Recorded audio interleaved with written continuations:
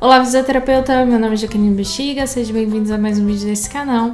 E hoje a gente vai falar como eu acho que você pode escolher melhor o congresso que você vai esse ano.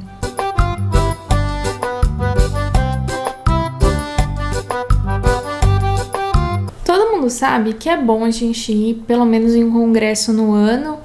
Eu digo assim, pelo menos um congresso no ano, porque ir para um congresso é o custo da viagem, o custo da estadia, o custo da inscrição, porque tem congressos que são extremamente caros e é muito dinheiro, né? A gente sabe o quanto é difícil viajar no país.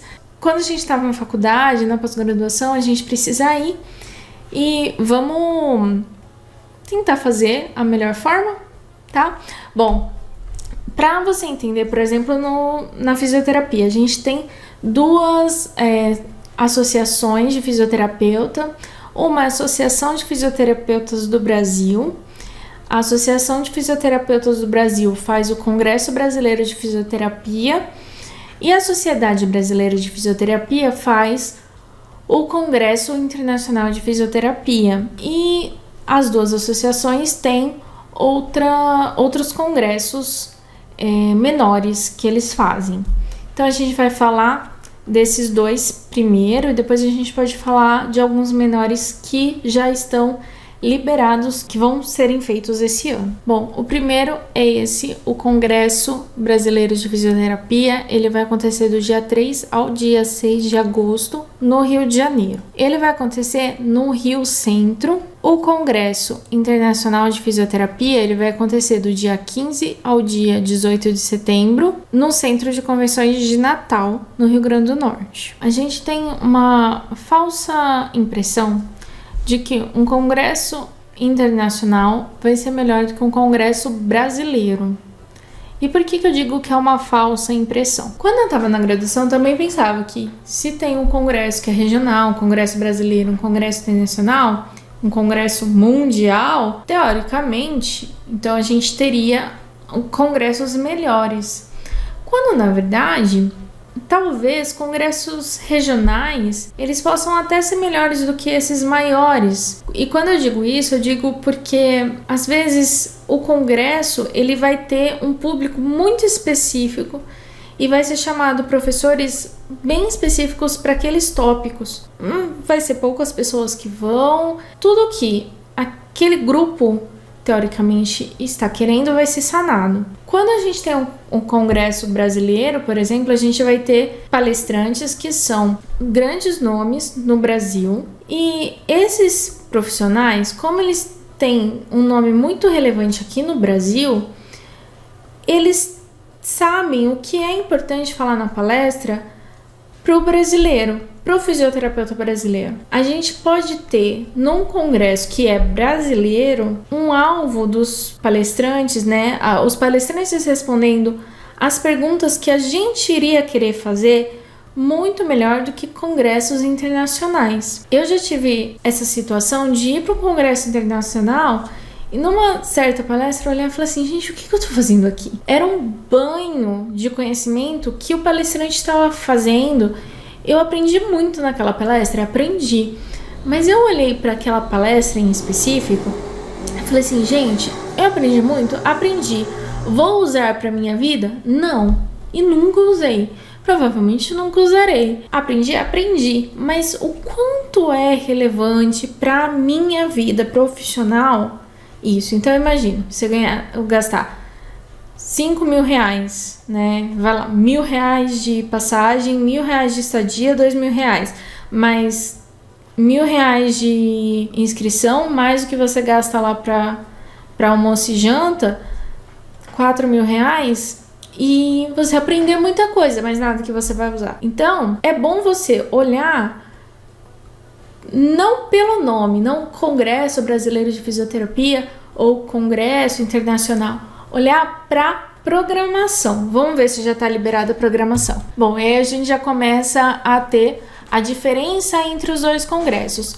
O Congresso Internacional de Fisioterapia, que vai ser em Natal, a programação não está liberada, enquanto o Congresso Brasileiro, a programação já está liberada. no dia 3, a gente vai ter o pré-evento.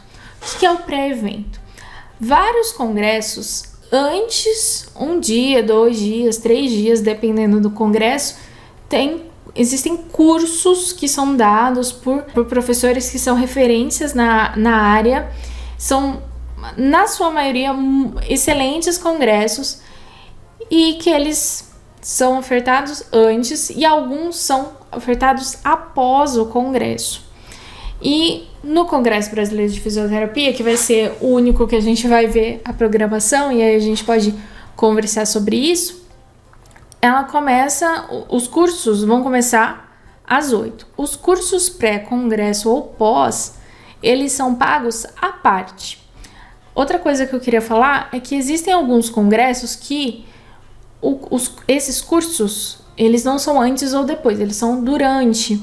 Por exemplo, o Combramene, que é um congresso que acontece em Londrina de 2 em 2 anos, esses cursos, eles são diluídos todos os dias após as 4. Então, o congresso começa às 8 até às 4, e aí tem uma pausa das 4 até às 6, e aí alguns dias, ou todos os dias, não me recordo agora, tem alguma palestra à noite. E aí esses cursos das 4 às 6 são pagos, tá bom?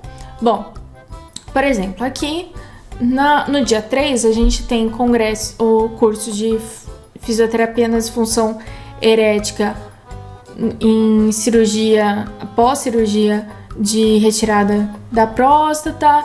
A gente tem, por exemplo, um curso muito bom para quem é da área de ergonomia, que é a fisioterapia de trabalho e a nova norma regulamentadora 17. Ortopedia, que é, por exemplo, aqui pediatria, traçando metas e estabelecendo planejamento fisioterapêutico voltado à saúde da criança, excelentes cursos. Mobilização precoce do paciente crítico, né? Aqui mais um outro congresso, mais um outro curso, agora não na área de uro, mas na parte de ginecologia. Introdução ao uso de toxina botulínica em fisioterapia dermatofuncional. Eu nem sabia que a gente podia usar. Excelente. Aí depois, esses são os cursos de manhã.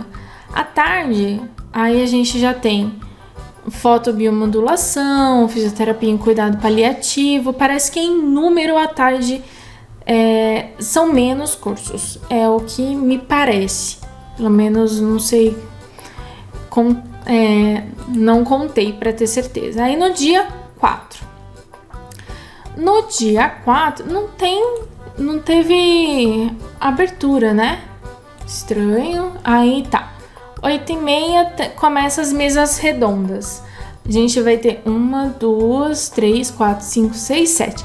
7 mesas redondas. Isso quer dizer o quê? Que a gente vai ter 7 ambientes nesse congresso para a gente poder escolher.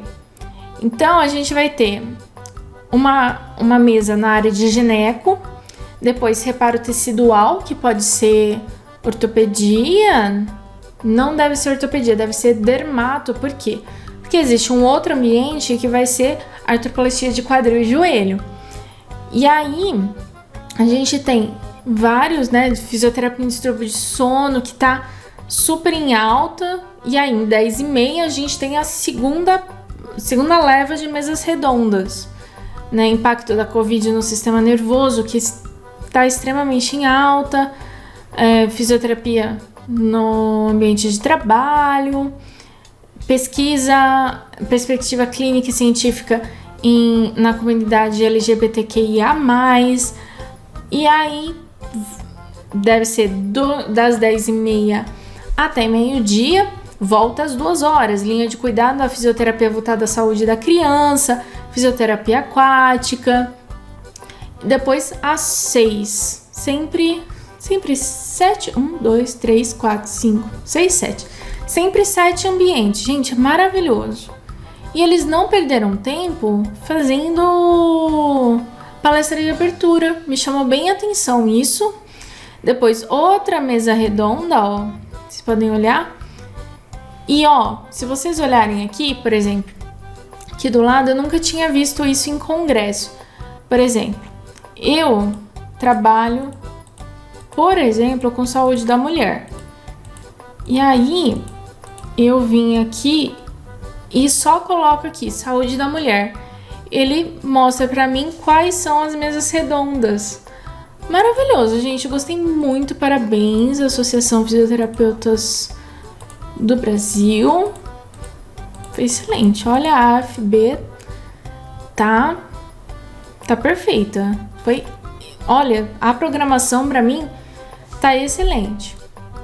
Depois, Hanseníase, a PICS, né, que é as práticas integrativas e complementares no manejo da saúde longa, osteoporose, o módulo de ortopedia, outra PICS aqui, manejo da dor e da inflamação, e, bom, e não tem também finalização.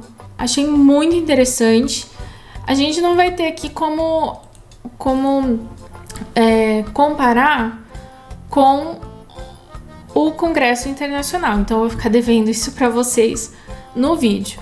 Mas a gente pode olhar, por exemplo, aqui em um outro congresso. Vamos ver se, por exemplo, esse outro congresso aqui da sociedade tem o programa. Esse congresso vai ser de 24 a 27 de novembro em Salvador. O programa está desatualizado, eles devem ter usado o mesmo site. E esse daqui aconteceu em 2021 e não é no mesmo dia. Mas vamos comparar o programa só, né? Bom, esse daqui também é um congresso internacional na área de fisioterapia, né, cardiorrespiratória e metabólica. E aí a gente tem aqui os workshops, né? A gente tem de manhã 1, 2, 3, 4, 5, 6 e 5 à tarde, tá? E nessa situação aqui desse congresso internacional, você só tem você tem duas salas, né? Você tem duas mesas redondas acontecendo, né? Você tem ali a solenidade de abertura, depois você tem uma sala aqui e você vai ter uma outra sala aqui. Depois você vai ter uma palestra, sempre vai ser duas, tá vendo? Aqui sempre foram duas acontecendo simultaneamente. Algumas palestras bem interessantes aqui, né? Por exemplo, o estado oxidativo de obesos submetidos à cinesioterapia é alguma coisa que eu acho muito interessante. Nesse caso aqui, por exemplo, a reabilitação respiratória e enfermidades crônicas é uma coisa que os alunos da graduação têm muito medo de ir para a palestra, que a gente não sabe falar a língua que o palestrante tá falando, tá? Bom, primeiro que aqui é um professor argentino, então ele vai falar espanhol. Não é uma língua tão diferente assim, né? A gente tem mais facilidade de entender. Mas quando é uma outra língua, normalmente o congresso disponibiliza fora do auditório uma mesa, fica uma empresa com radinhos e fones, e aí você dá normalmente algum documento, fica o documento lá para você devolver, porque senão as pessoas roubam. Mas aí você leva um radinho e o fone, e aí você entra com o fone.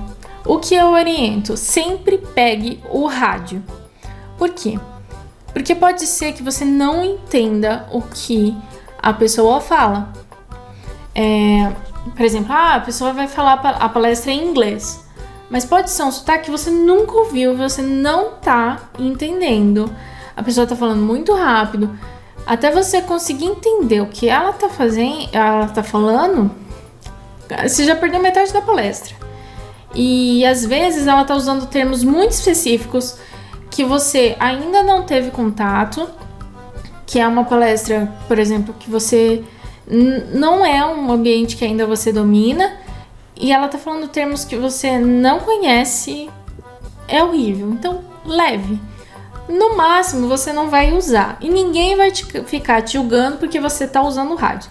Se alguém te julgar, essa pessoa não devia nem estar no congresso. Devia estar lá na casa dela ou dando a palestra, né? Se ela tá ouvindo, talvez ela não seja tão excelente assim. Pelo menos eu fico pensando assim.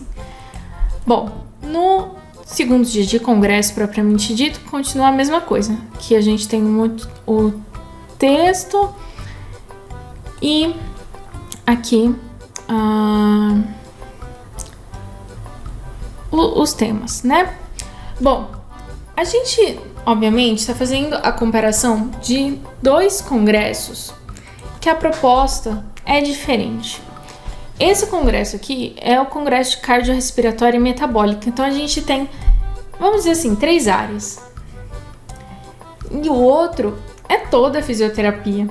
Então, obviamente, até que talvez 7 ambientes seja até pequeno, porque é muita fisioterapia, né? A gente tem quantas áreas, quantos métodos, quanta coisa nova. Gente, me formei em 2011. Naquela época eu não lembro da gente falando em fisioterapia no sono. No máximo, um CPAP, mas assim, era a única coisa, não tinha mais coisa a se fazer.